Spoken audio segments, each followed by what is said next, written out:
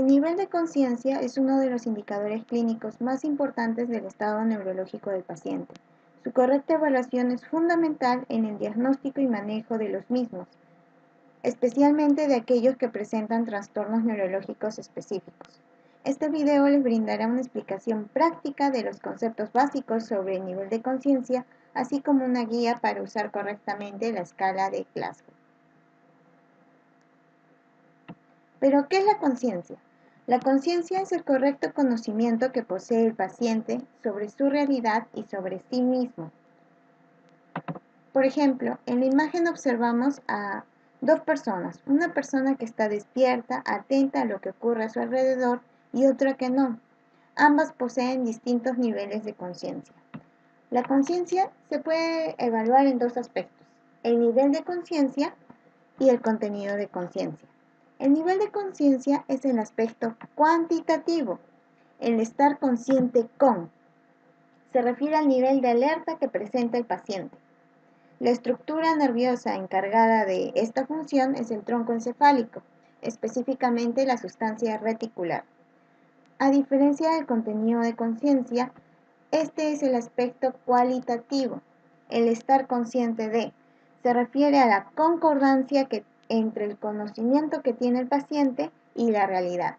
Por ejemplo, si el día de hoy es 1 de noviembre de 2017 y yo le pregunto al paciente qué fecha es el día de hoy y él me dice 11 de octubre de 1980, ahí hay un trastorno del contenido de la conciencia.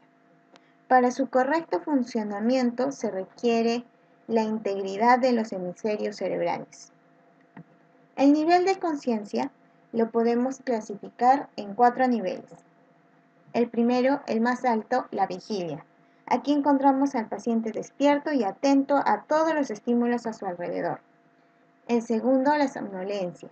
Aquí la persona está dormida, pero ante un llamado o un estímulo verbal va a despertar. A diferencia del estupor, aquí el estímulo verbal ya no es suficiente, se requiere un estímulo doloroso para obtener una respuesta por parte del paciente. Y finalmente tenemos el coma, que es el estado en el cual el paciente no está despierto ni responde de manera adecuada a los estímulos. Sí hay respuestas, pero estas son patológicas. La escala de Glasgow es la herramienta que utilizamos para evaluar el estado neurológico de los pacientes y es muy importante porque es un factor predictivo de la mortalidad.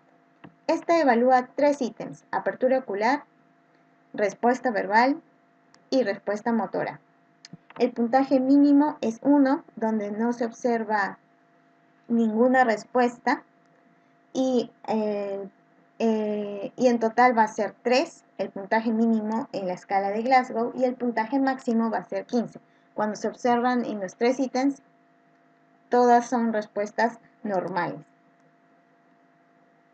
Para aplicar la escala de Glasgow, nosotros debemos recordar 4 pasos. El primero es comprobar aquellos factores que van a intervenir o interferir en la adecuada evaluación de la escala. Por ejemplo, si el paciente presenta pérdida auditiva o no se puede comunicar bien porque presenta un tubo de traqueostomía o está sedado o tiene alguna lesión previa, una parálisis, todos estos factores y entre otros nos podrían interferir en la adecuada evaluación de la escala. Por eso tenemos que anotarlos y tenerlos en cuenta antes de evaluar completamente al paciente. El segundo paso es observar los movimientos espontáneos del paciente. El tercero, estimular. Una vez observadas las respuestas espontáneas, vamos a observar las respuestas que son provocadas por estímulos verbales y físicos. Y finalmente, valorar, asignar un puntaje global a todas las respuestas observadas anteriormente. Y cabe resaltar que siempre debemos valorar la mejor respuesta observada. Por ejemplo, en la respuesta motora, si el paciente en un hemicuerpo localiza el dolor, pero en el otro presenta una flexión anormal, nosotros daremos el puntaje de la mejor respuesta, es decir, localizar el dolor. Aquí observamos los diferentes sitios donde vamos a estimular dolorosamente: la punta del dedo, el arco supraorbitario y el trapecio.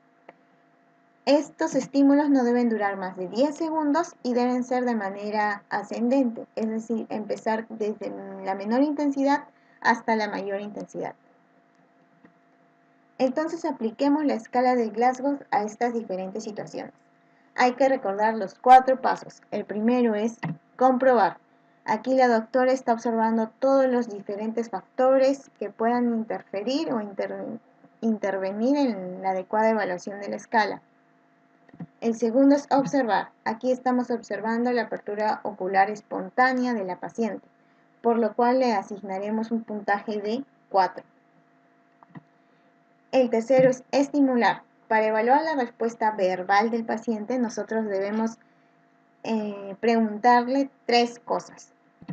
¿Cuál es su nombre, dónde estamos y qué mes es? Estas simples preguntas nos van a ayudar a saber la orientación del paciente, si está orientado en tiempo, espacio y persona.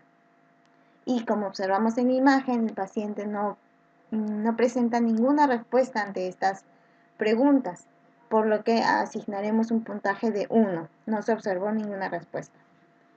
Y la respuesta motora la vamos a evaluar pidiendo al paciente 2 acciones. Que nos dé la mano como si nos estuviéramos saludando o apretando, o que saque la lengua, o que saque la lengua, porque van a haber algunos pacientes que presenten parálisis y que no puedan mover sus extremidades, pero si sacan la lengua, automáticamente asignaremos un puntaje de 6 o respuesta normal, que significa que obedecen órdenes. Y luego de estimular, valoraremos en total todas las respuestas que hemos obtenido en estos 3 ítems. Entonces, finalmente, para acabar, hay que recordar los 4 niveles de conciencia: vigilia, somnolencia, estupor y coma, y los 4 pasos que necesitamos para evaluar la escala de Glasgow: comprobar, observar, estimular y valorar. Y eso sería todo. Muchas gracias por su atención.